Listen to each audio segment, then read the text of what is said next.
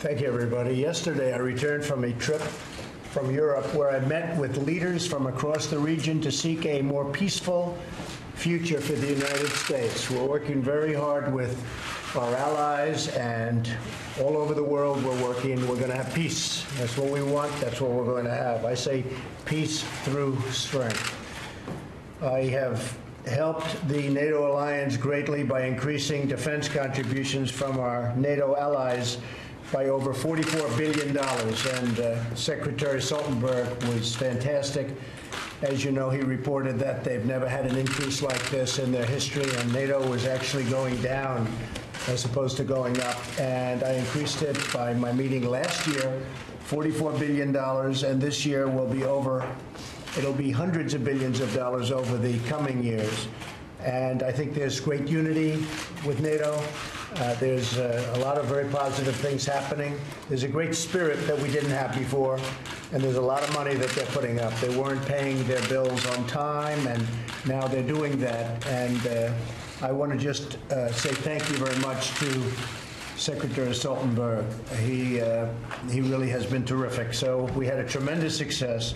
I also had meetings with Prime Minister May on the range of issues concerning our special relationship, and that's between the United Kingdom and ourselves. We met with the Queen, who is absolutely a terrific person, where she reviewed her honor guard for the first time in 70 years, they tell me.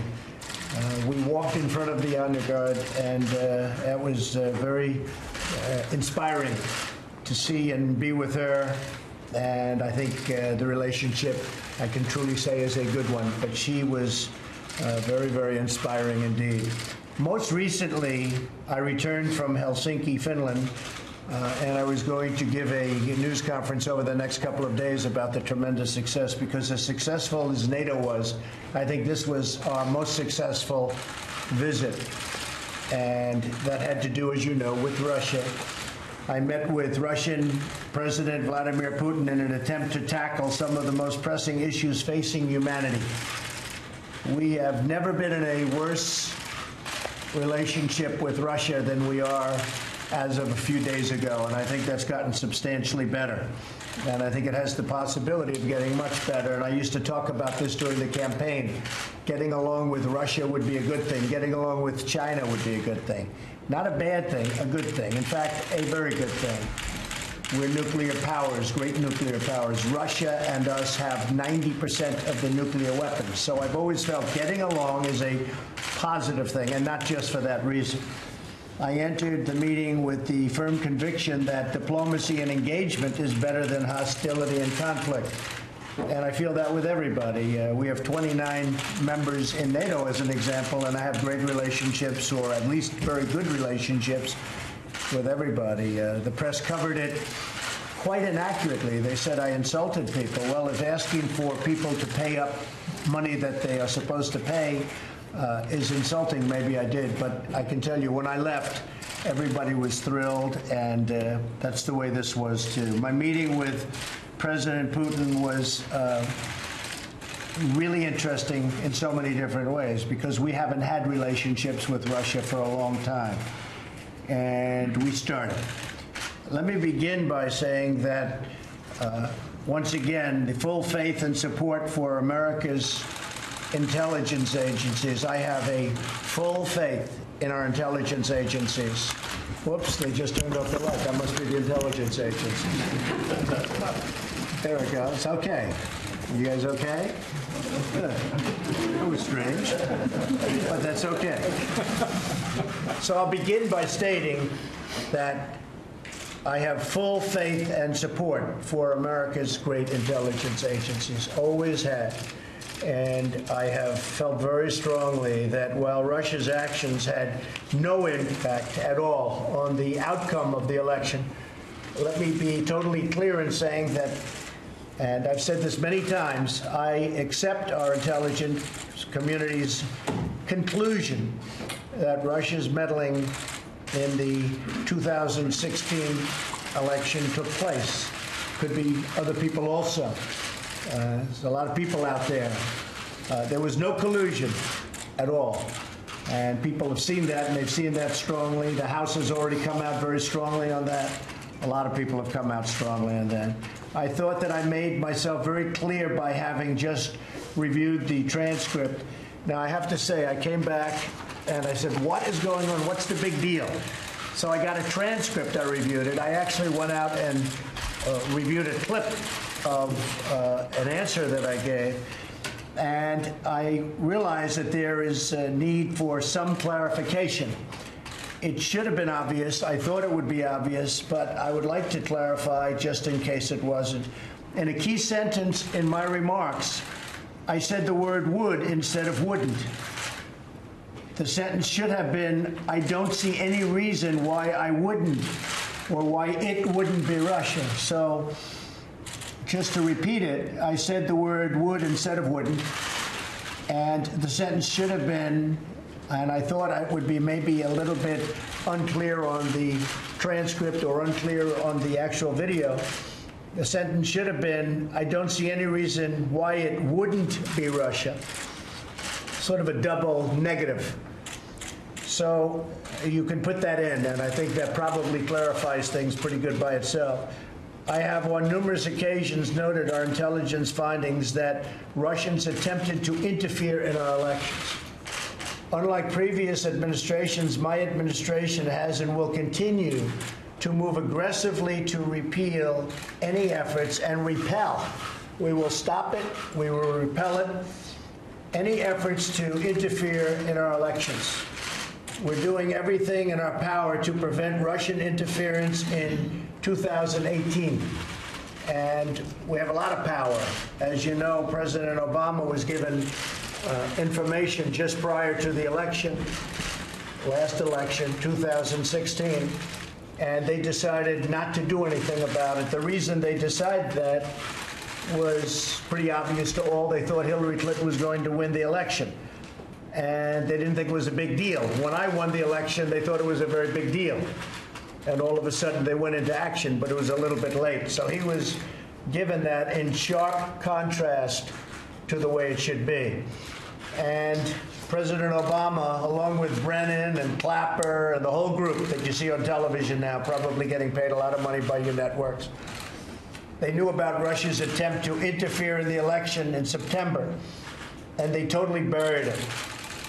And as I said, they buried it because they thought that Hillary Clinton was going to win. Turned out it didn't happen that way. By contrast, my administration has taken a very firm stance. It's a very firm stance on a strong action. We're going to take strong action to secure our election systems and the process.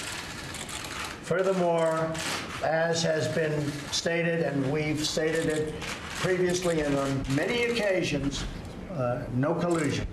Yesterday, we made significant progress toward addressing some of the worst conflicts on Earth. So when I met with President Putin for about 2.5 hours, we talked about numerous things.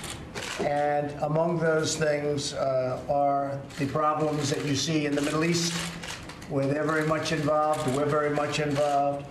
I entered the negotiations with President Putin from a position of tremendous strength. Our economy is booming, and our military is being funded $700 billion this year, $716 billion next year.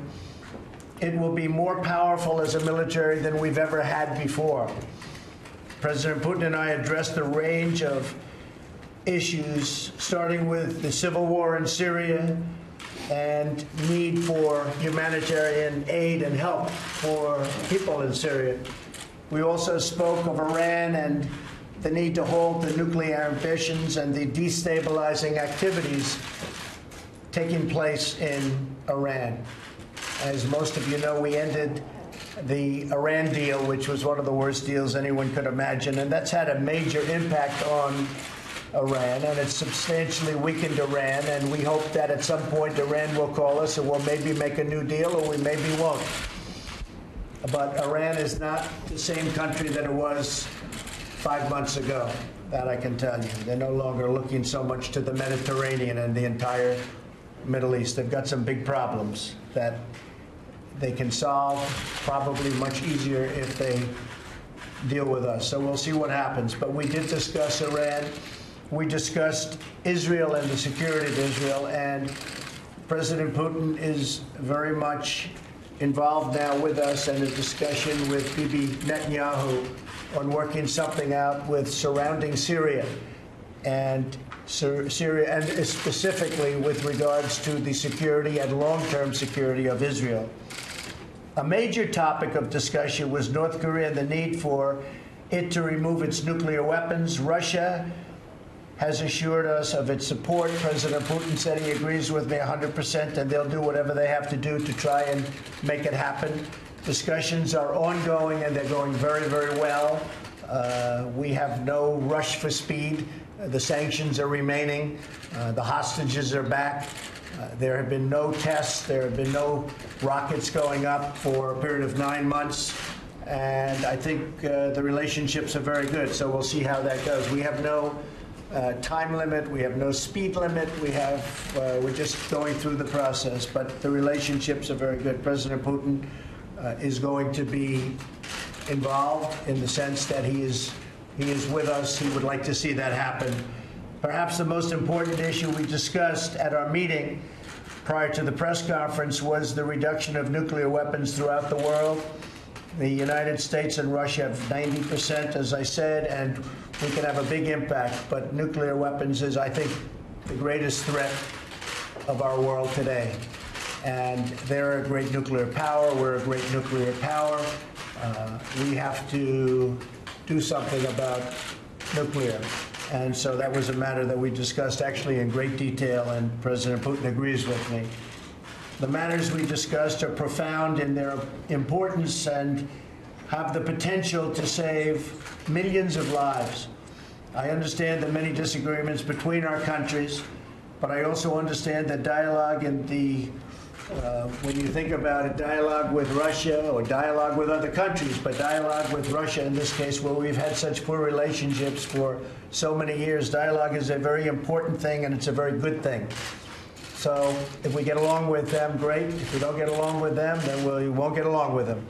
But I think we have a very good chance of having some very positive things. I thought that the meeting that I had with President Putin was really strong.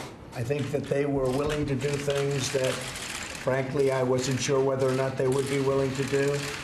And we'll be having future meetings, and we'll see whether or not that comes to fruition. But we had a very, very good meeting. So I just wanted to clear up. I have the strongest respect for our intelligence agencies headed by my people. We have great people, whether it's Gina, Dan Coates, or any of them. I mean, we have tremendous people, tremendous talent within the agencies. I think they're being guided properly, and we all want the same thing. We want success for our country.